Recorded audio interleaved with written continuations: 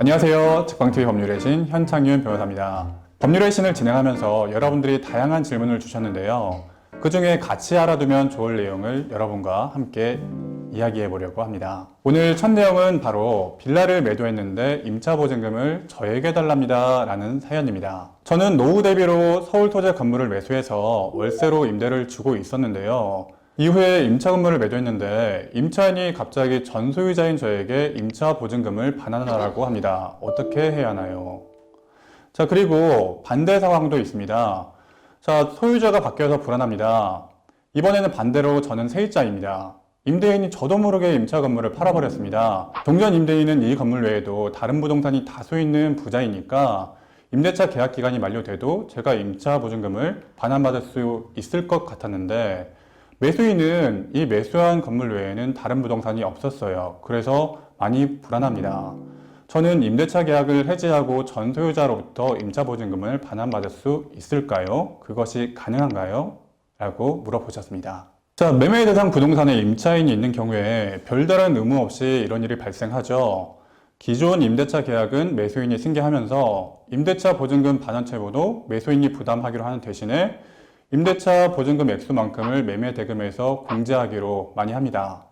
이렇게 매매 계약을 마무리하는 것이 일반적이죠. 그런데 이 과정에서 새로운 매수인과 임대차 계약을 승계할 의사가 임차인에게 있는지 이것을 임차인에게 확인하는 과정이 생략되는 경우가 많아요. 하지만 임차인의 의사 확인을 소홀히 할 경우에 예상치 않은 여러 가지 문제가 발생할 수가 있습니다. 보증금 반환 의무는 원칙적으로 새 소유자, 그러니까 매수인에게 있죠.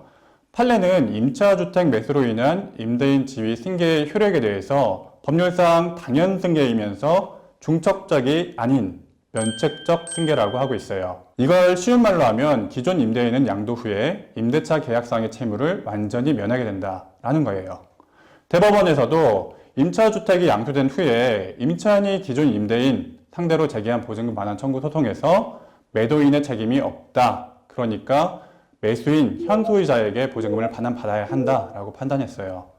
이게 통상적인 거래 관행과 일치하죠. 그런데 특히 전 소유자에게 반환 의무가 있는 예외에 주의하셔야 됩니다. 자, 첫 번째로 임대차 관계가 종료된 상태에서 양도가 되는 사례입니다. 자, 계약 기간 도중이 아니라 이미 계약이 종료된 상태에서 건물 소유권이 변동한 경우 임차인 보호 차원에서 임차인이 즉시 이의를 제기함으로써 승계되는 임대차 관계의 구속으로부터 벗어날 수 있다라고 허용하고 있습니다. 쉽게 이야기해서 임차인이 전 소유자에게 보증금을 받을 수 있다라고 판단을 한 겁니다. 자, 그리고 두 번째 사례는요, 조금 더 어려운 사례일 수 있는데 임차인의 승계 거부 사례입니다. 판례는 일정한 경우에 임차인에게 임대차 계약의 자동 승계를 거부할 수 있는 선택권을 부여하기도 해요. 임차인이 승계 거부한 경우, 이게 무슨 말이냐? 쉽게 말해서 임차인이 임대차 관계의 승계를 거부하게 되면 임차인은 임대인 변경을 이유로 기존 임대차 계약을 해지할 수 있게 됩니다. 그러면 전 소유자와 현 소유자 사이에 매매 대금이 임대차 보증 금액만큼 공제한다는 합의를 했음에도 불구하고 전 소유자는 임차인에 대해서 보증금을 반환해야 할 의무를 여전히 부담하게 될 수도 있는 겁니다.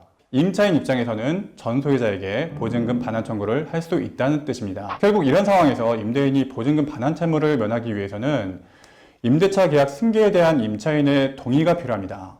판례는 이 동의에 대해서 강한 증명을 요구하고 있어요. 꼭 명시적일 필요는 없지만 묵시적이라고 하더라도 강한 동의를 필요로 합니다. 실제 사례에서는 임대료를 지급했음에도 불구하고 묵시적인 동의라고 판단하지 않은 사례가 있었어요. 지금 이거 들으시면 이상한데? 라고 느끼실 수도 있어요. 현재 부동산 거래 실무와 상당한 차이가 있어서 주의를 요합니다.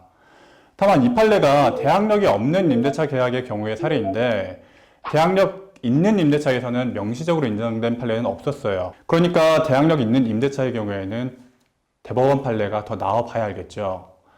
다만 하급심 서울지방법원에서는 오히려 대항력 있는 임대차의 경우에는 임차인에게 선택권을 줌으로써 임대인이 불안한 지위에 있게 된다라고 해서 명시적으로 임차인의 선택권을 부정한 사례가 있었습니다. 자, 여러분은 이런 어려운 판례를 설명하는 것보다 어떻게 해야 되나 이게 궁금하실 거예요. 매도인 입장에서는 내가 어떻게 하면 예상치 못하게 보증금을 반환해야 되는 상황을 예방할 수 있을까?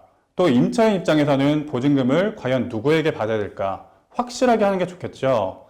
이전까지는 임차인이 임대차 계약을 안전하게 연장하기 위해서 임차인의 요구로 임대차 계약 내용을 매수인에게 승계하도록 한다라는 취지의 특약을 매매 계약서와 임대차 계약서에 삽입하는 경우가 많았습니다. 최근에 경기가 안 좋고 갭 투자 문제가 발생하면서 이렇게 소유권 변동이 있는 경우에 임대차를 해지하고 전 소유자에게 보증금을 받으려는 임차인이 예전에 비해 급증하고 있는 상황입니다. 예상치 못하게 임차인이 전 소유자에게 보증금 반환 청구하는 상황을 방지하기 위해서 계약을 좀 더 안전하게 할 필요가 생겼습니다. 그래서 이런 좀 더 발전된 특약을 계약서에 넣는 것을 추천합니다.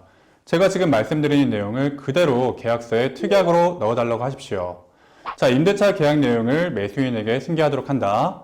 임차인은 매수인이 임대차 보증금을 면책적으로 인수하는 것에 동의한다. 자, 이 특약 한 줄로 상호 간의 권리관계가 판례와 무관하게 딱 고정이 되겠죠.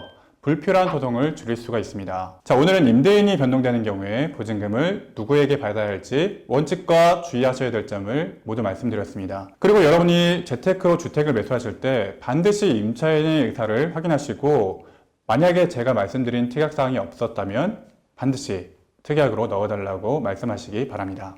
오늘 영상이 도움이 되셨다면 구독과 좋아요 부탁드립니다. 지금까지 저는 직방TV 법률의 신 현창윤 변호사였습니다. 시청해주셔서 감사합니다.